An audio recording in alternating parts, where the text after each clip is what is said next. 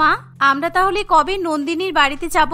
নন্দিনীর বিয়ের তো প্রায় 1 মাস হতে চললো, আর আপনি তো বলেছিলেন 1 মাস পর আমরা যাব। তাহলে কি এখন আমরা যাব না? ওর বাড়িটাই তো এখনো পর্যন্ত আমি দেখতেই পেলাম না। উফ বৌমা, তোমাকে যদি একটা কথা বলি তাহলে তুমি সেটা ধরেই বসে থাকো। যাব বললাম তো, আগে খোকা আসুক, ও কবে ছুটি পাই দেখি, তারপর তো যাওয়া হবে। মা, আপনি তো তাহলে ভুল ধারণা নিয়ে বসে আছেন। আপনি যেদিন আপনার খোকাকে ছুটি করার কথা বলবেন সেদিনই আপনার খোকা ছুটি করবে, না হলে ও তো ছুটি করার মতো মানুষ নয়। আর তাই জন্যই তো আজকে আমি নিজের পছন্দ মতো আমার বাড়িটাকে গোছাতে পেরেছি। ও যদি কাজ না করে ঘুরে বেড়াতো তাহলে কি আমি আমার বাড়িটা গোছাতে পারতাম? শুনুন, আজকে আপনার খোকা বাড়িতে ফিরলে ওর সঙ্গে কথা বলবেন। আর হ্যাঁ, কালকেই যাওয়ার কথা বলবেন। নন্দিনীর বাড়িতে যাওয়ার আমার খুব ইচ্ছা। আমি দেখতে চাই ওর বাড়িটা কি রকম। কেন, হঠাৎ করে তোমার আবার কি হলো? তুমি নন্দিনীর শ্বশুর বাড়ি দেখার জন্য এত উতলা হচ্ছ কেন? আমি যতটা শুনলাম ওরা নাকি মধ্যবিত্ত, আমাদের মতোই। ও বাবা, তাহলে তো বেশ ভালোই অপমান করা যাবে। যাক, ভালোই হয়েছে। আমাকে বলতো ধনী পরিবারে বিয়ে করব, এখন দেখো নিজেই গরিব পরিবারে বিয়ে করে বসে আছে। কি হলো বৌমা, তুমি আবার মনে মনে কি ভাবছো? তোমার কি বাড়ির কোনো কাজকর্ম নেই? এখানে এসে আমার সঙ্গে গল্প জুড়েছো কেন? হ্যাঁ, এই তো আমি রান্নাঘরের দিকেই যাচ্ছিলাম, দেখলাম আপনি ফ্রি বসে আছেন, তাই জন্যই জিজ্ঞাসা করলাম। এই বলে প্রিয়াঙ্কা রান্নাঘরে চলে যায়। এভাবেই দেখতে দেখতে 2-1 দিন কাটে। 2 দিন পর সুস্মিতা দেবী তার ছেলে সৌমেনকে বলে, খোকা, বৌমা তো নন্দিনীর বাড়িতে যাওয়ার জন্য পাগল হয়ে যাচ্ছে। তাহলে কবে যাওয়া হবে নন্দিনীর বাড়িতে? মা, তুমি যেদিন বলবে আমি সেদিনই যাব। তোমার কথা তো আমি কখনোই অমান্য করিনি, আর কখনো করবও না। তুমি কবে যাবে বলো, তাহলে আমি সেদিনই কাজের ছুটি নিয়ে নেব। বৌমা তো অনেক তাড়াতাড়ি করছে, তাহলে আমি কি বলি, কালকেই চল। অনেকদিন তো হয়ে গেল নন্দিনীর সঙ্গে দেখা হয়নি, কালকে তাহলে দেখা হয়ে যাবে, আর কথা তো হবেই। খুব ভালো হবে তাহলে। আচ্ছা ঠিক আছে, তাহলে আমি আজকে অফিসে ফোন করে কালকে ছুটি নিয়ে নিচ্ছি। এই বলে সৌমিন তার ঘরে চলে যায় এবং সে ঘরে গিয়ে তার অফিসের বসকে ফোন করে এবং তার ছুটি মঞ্জুর করার জন্য অনুরোধ জানায়। একদিনের জন্য সৌমিন ছুটি পেয়েও যায়। এভাবেই কোনো রকমে সেই দিনটা কাটে। পরের দিন সকালবেলা প্রিয়াঙ্কা তাড়াতাড়ি উঠে পড়ে এবং বাড়ির সমস্ত কাজ মিটিয়ে নন্দিনীর বাড়িতে যাওয়ার জন্য তৈরি হয়। সেদিন প্রিয়াঙ্কা খুব দামি একটা ড্রেস পরে আর বেশ ভালোভাবে মেকআপটাও সেরে ফেলে। এই দেখে তার শাশুড়ি মা তাকে বলে, তোমার আজকে কি হচ্ছে বলো তো? আমি তো কিছুই ভেবে পাচ্ছি না।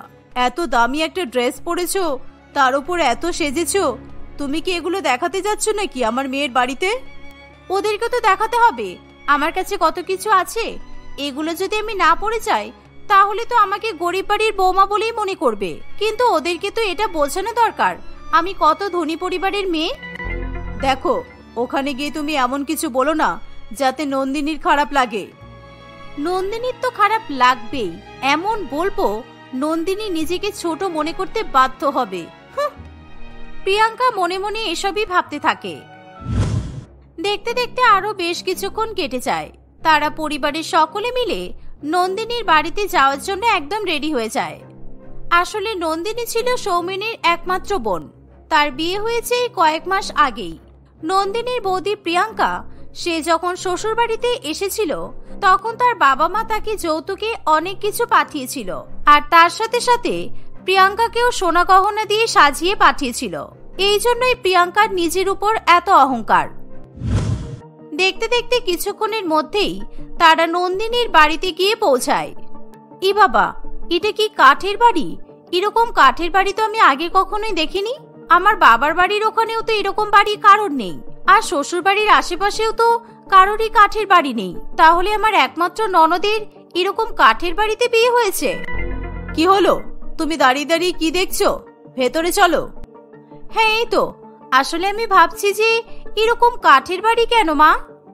তোমাকে বললাম তো মুখটা বন্ধ করে থাকবে। তুমি কি মুখটা বন্ধ করে থাকতে পারো না? চুপ করে ভেতরে চলো।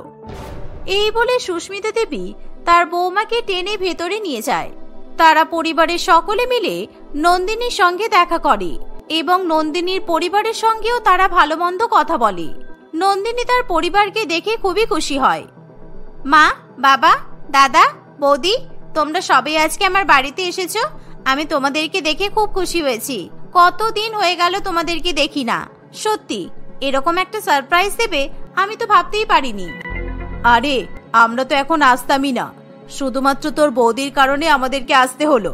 দেখ না, তোর বৌদি তোদের বাড়ি দেখবে বলে একেবারে ছটফট করছিল, তাই ওকে না নিয়ে এসে থাকতে পারলাম না।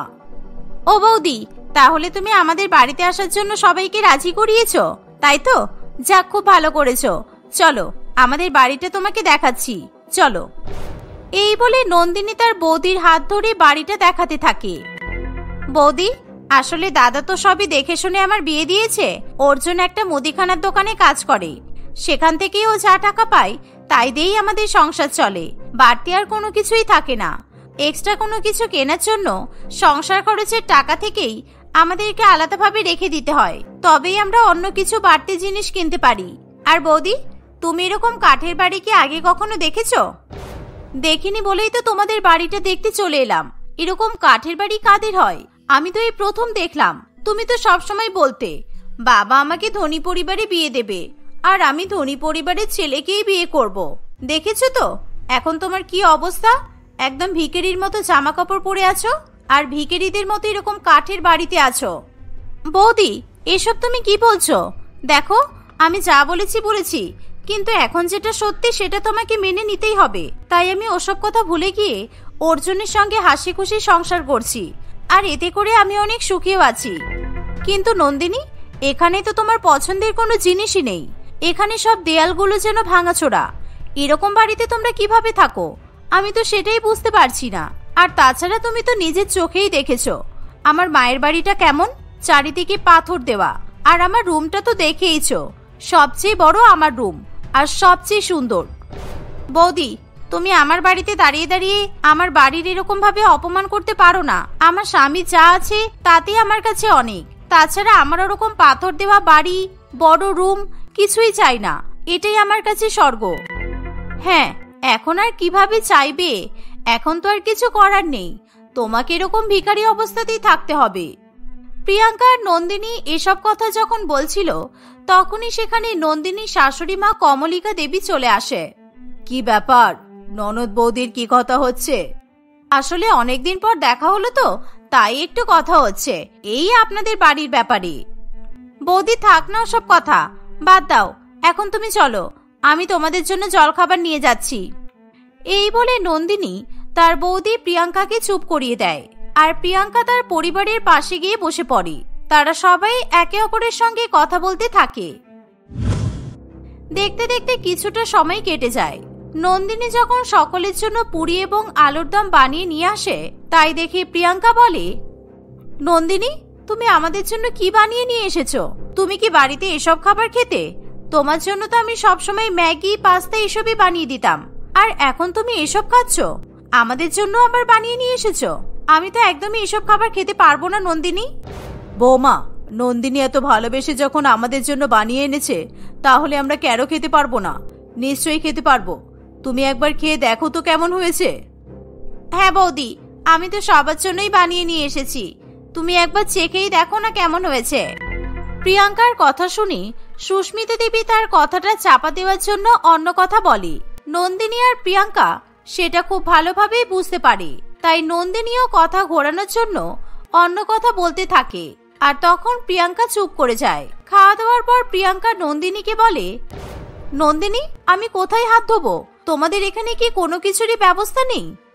এই তো, আমি তো তোমাদেরকে এটা দিয়েছি, এই বড় বাটিতে তোমরা হাত ধুয়ে নাও, তারপরে নোংরা জল আমি বাইরে ফেলে দিয়ে আসবো। এ মা নন্দিনী, তোমরা এরকম জায়গাতে হাত ধোও?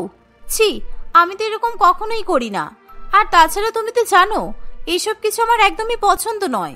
তোমাদের বাড়িতে একটা সামান্য বেসিন নেই, ঘরের মধ্যে জলের ব্যবস্থা নেই, এ আবার কেমন? প্রিয়াঙ্কা বারবার এভাবেই তার ননদকে অপমান করতেই থাকে, কিন্তু নন্দিনী তবুও কোনো কথা না বলে চুপচাপ শুনতে থাকে। কারণ সে খুব ভালো করেই জানে, সে যদি তার বৌদিকে কিছু উল্টোপাল্টা জবাব দেয় তাহলে প্রিয়াঙ্কা সেটাকে বড় করে তার শ্বশুরবাড়ির সবাইকে অপমান করবে। তাই সে এমন পরিস্থিতিতে চুপ করে থাকাটাকেই শ্রেয় বলে মনে করে। দেখতে দেখতে বিকাল হয়ে আসে।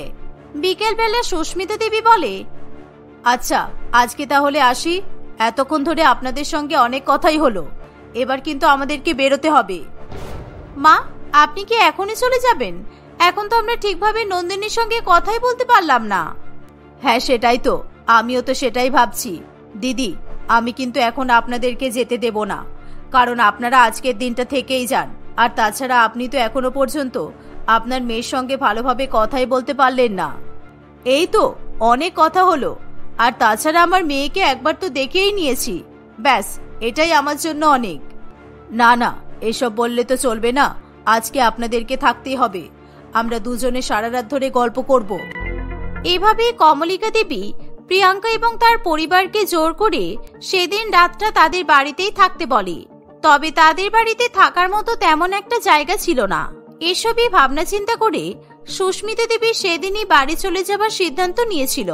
কিন্তু তার বৌমার কারণে তাকে যে এরকম ভাবে ফেসে যেতে হবে সেটা সে ভাবতে পারেনি। বৌমা, তুমি এরকম ব্যবহার কেন করছো? তুমি যদি আর এরকম ব্যবহার করো তাহলে কিন্তু আমি তোমাকে এখনই বাড়িতে নিয়ে চলে যাব। সুস্মিতা দেবীর কথা শুনে প্রিয়াঙ্কা তখনও চুপ করে না। সে একের পর এক কথার মাধ্যমে নন্দিনীকে অপমান করতে থাকে এবং তার শ্বশুরবাড়ির সম্পর্কেও অনেক উল্টোপাল্টা কথা বলতে থাকে। শেষ পর্যন্ত নন্দিনী সহ্য করতে না পেরে তার মাকে সবটা খুলে বলে। আর তখনই সুস্মিতা দেবী তার ছেলে বৌমাকে নিয়ে নিজের বাড়িতে ফিরে যায়। বাড়িতে যাওয়ার পর সুস্মিতা দেবী তার বৌমার ব্যাগপত্র গুছিয়ে দেয় এবং তাকে বাড়ির বাইরে বের করে দেয়। আমার মেয়েকে এরকম ভাবে অপমান করা, এটা আমি কোনোভাবেই সহ্য করতে পারবো না। তুমি এখনই আমার বাড়ি থেকে বের হয়ে যাও। আজকে থেকে তোমার সঙ্গে আমাদের কোনো সম্পর্ক নেই। চলে যাও আমার সামনে থেকে। মনে হচ্ছে আমি নন্দিনীকে অনেক অপমান করে ফেলেছি। আমার এতটা অপমান করা সত্যিই ঠিক হয়নি। মা, আপনি আমাকে ক্ষমা করে দিন। আমি আর কখনো এরকম বলবো না। আমার অনেক বড় ভুল হয়ে গেছে। আপনি আমাকে ক্ষমা করে দিন মা। সৌমেন, দয়া করে আমাকে বাড়ির ভেতরে ঢুকতে দাও। আমি আর কখনো এরকম করব না। তোমার এই ব্যবহারের জন্যই তোমাকে আমার একদম ভালো লাগে না। শুধুমাত্র মায়ের জন্যই তোমাকে সহ্য করতে হয়। তুমি আজকে যে কাজটা করলে সেটা কিন্তু একদমই ঠিক করলে না। তাই মা যেটা করেছে অবশ্যই ঠিক করেছে। সৌমেনের কথা শুনে প্রিয়াঙ্কা ভয়ে কান্নাকাটি করা শুরু করে। সে কোথায় যাবে না যাবে কিছুই ভেবে পায় না। তাই সে বারবার করে তার শাশুড়ি মা এবং সৌমেনের কাছে ক্ষমা চাইতে থাকে। শেষ পর্যন্ত তারা প্রিয়াঙ্কাকে বাড়ির ভেতরে যেতে দেয়। সেদিনই প্রিয়াঙ্কা ফোন করে তার ননদের কাছেও ক্ষমা চায়। আর সেদিনের পর থেকে প্রিয়াঙ্কা নিজেকে পুরোপুরিভাবে পাল্টে নেয়। সে তার পরিবারের সঙ্গে হাসি খুশি দিন কাটানোর চেষ্টা করতে থাকে।